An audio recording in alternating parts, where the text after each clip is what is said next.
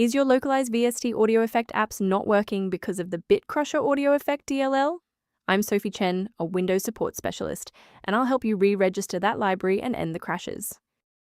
Quickly resolve Bitcrusher audio effect inconsistencies with the official optimization software linked below.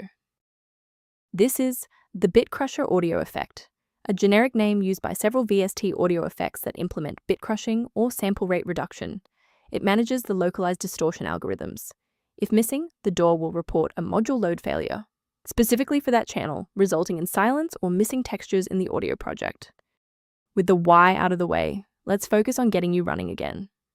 Bitcrusher acts as a vital connection for localized VST audio effect operations, and downloading a fresh installer for the program showing the error is the only way to repair the damaged binaries found in the app folder.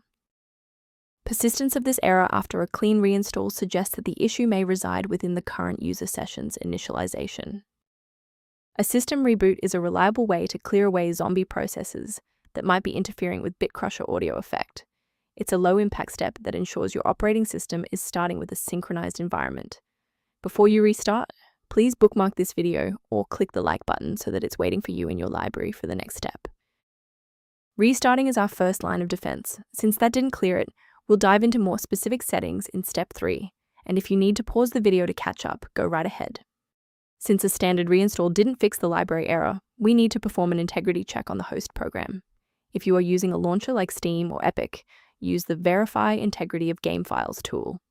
For standalone apps, manually delete the application folder in your local app data directory before reinstalling to ensure no corrupted files are locked in the cache.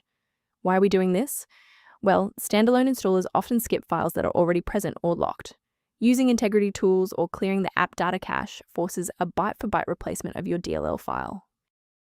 Before you finalize your changes, I need to emphasize the importance of using trusted sources. Be highly suspicious of any site that recommends disabling your endpoint protection to install Bitcrusher audio effect DLL, as this is a standard red flag for malicious software injection. Beyond manual troubleshooting, many users find that a system-wide diagnostic scan provides a more complete picture of their environment.